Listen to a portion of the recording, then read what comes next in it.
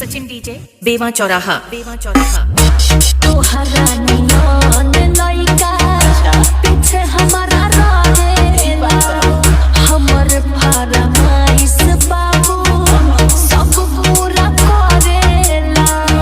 अरे हल्का दिल भले सब जिला कहरा के छोड़ देले बा जान तोहरा के देखो हमर ले बा।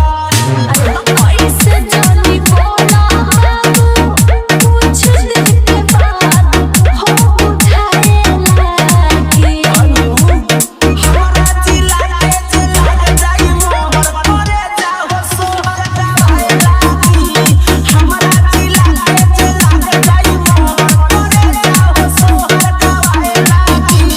सचिन डीजे तोरो जसवरिया राइता सुनदारा कास हो लागी जब झटका हम देखबो आकाश हो।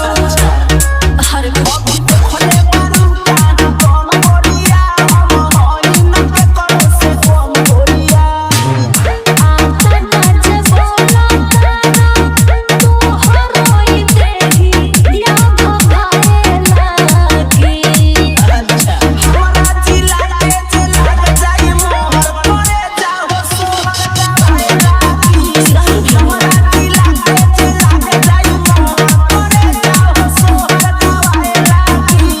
सचिन डीजे बेवा चौराहा